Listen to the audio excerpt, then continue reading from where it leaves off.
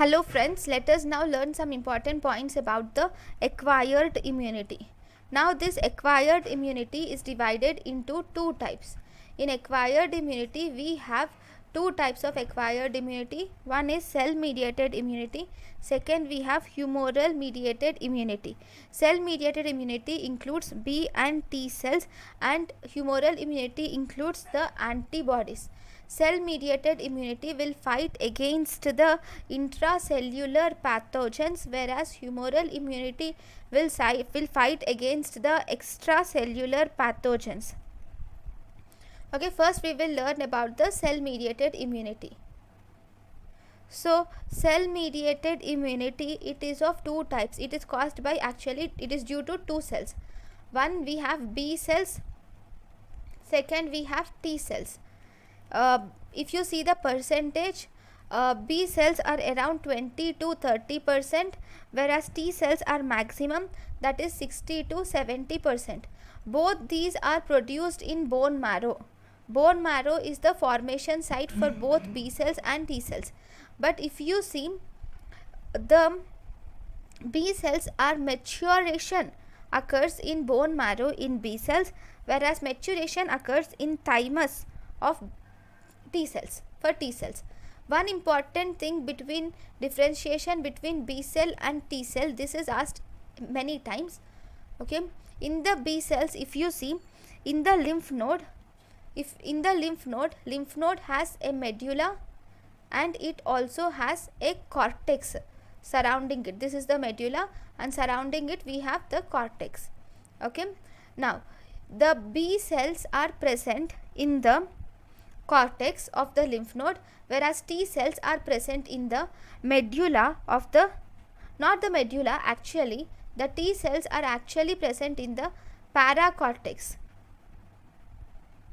Between the medulla and the cortex we have an area here which is called paracortex. Okay, this area which I am making here, this is where the T cells are present.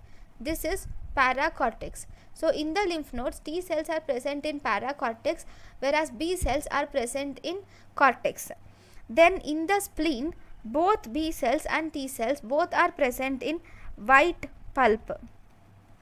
Then in the GIT, B cells are present in MALT, mucosa associated lymphoid tissue, whereas T cells are present intraepithelial. Okay. So these are the sites of cellular immunity, T and B cells. Now if we see, we will learn some important points about the T cell. Okay, first in the T cell we have, first the important points are pan T cell marker. Pan T cell marker is CD3, T helper cell marker is CD4, T cytotoxic cell marker is CD8. If you see, T helper is to T cytotoxic, that is CD4 is to CD8 ratio is 2:1. This is reversed, or this ratio is decreased in HIV, whereas this ratio CD4 is to CD8 ratio is increased in sarcoidosis. Right? Now if you see the T cell receptor, T cell receptor has two subunits. We have an alpha subunit and there is a beta subunit. To this alpha and beta subunit there is a signal transducing protein which is CD3 is attached. Okay, CD3 is attached. Now when an antigen presenting cell comes, now this is T cell receptor and there is one co-stimulatory receptor is also present surrounding it. So if this is the T cell, okay, surrounding it on one side you will also see a co-stimulatory receptor which is made up of CD8. Okay, CD8 is co-stimulatory, sorry, CD28. CD28 is co-stimulatory receptor is present. Okay, now it also has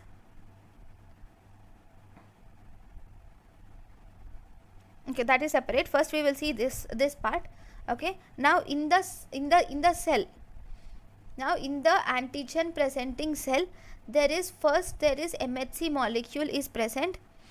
Okay, this MHC molecule of the antigen presenting cell will bind to this alpha and beta subunits of T cell receptor, and it produces one signal. Okay, then this is if it is an antigen presenting cell. If it is a self cell also, in all the self cells we have these MHC molecules. So these MHC molecules will bind to alpha and beta receptors, and they can produce signal 1. So signal 1 is produced by both self cell and also by the foreign antigen presenting cell.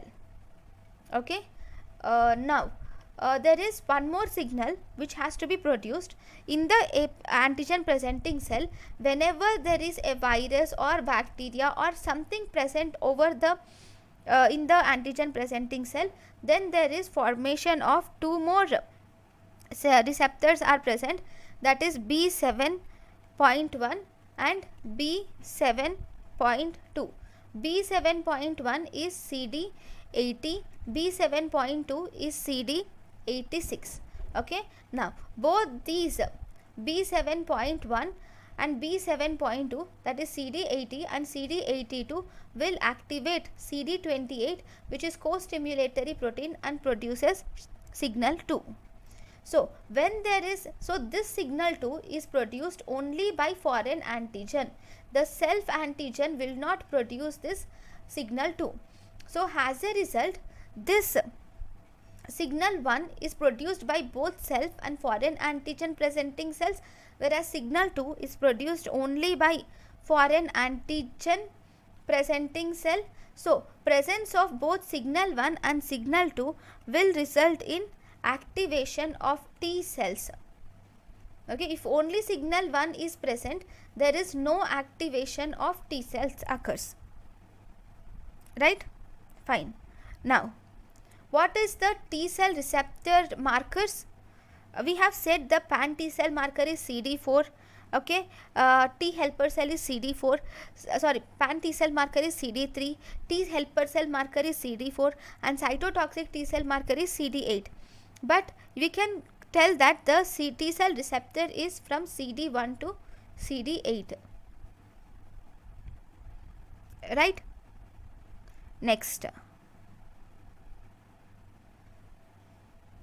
Now this cell, this T cell will also, okay, this T cell, if you see, whenever there is activation of CTLA4, this will lead to inhibition of T cell. If the antigen presenting cell will activate the CTLA4 receptor, which is also present on the T cell, this will lead to the inhibition of T cells. This is one thing. Now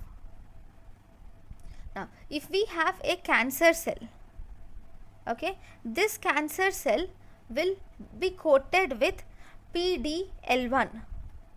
Okay, if a cancer cell is coated with PDL1, so this cancer cell will be recognized by a receptor which is present on T cell. On the T cell, we also have one more receptor which is called as PDL1 receptor. Okay, this PDL1 receptor which is present on the T cell will interact with this PDL receptor. Okay, and this results in production of interleukin 10, which is an anti-inflammatory interleukin. Okay, so this is about the T cell. Now let us now learn about the B cell. Okay, in the B cell, what is B cell receptor? B cell receptor will be IgM and IgD. Okay, IgM and IgD are B cell receptor. B cells are coded by CD10, CD19, 20, 21, 22, 23. That is CD10, CD19, 20, 21, 22, 23. This CD19 is actually the pan B cell marker. Okay, then we have CD21 with CR2 is present in Epstein-Barr virus. Okay, now we will see how B cell looks like. So we have a cell which is B cell, and on the B cell, as I have said, the receptor for B cell is IgM receptor, and we have IgD receptor. These two are the receptors of B cells. Now, along with this, there is one more receptor which is present on the B cell, which is CD40.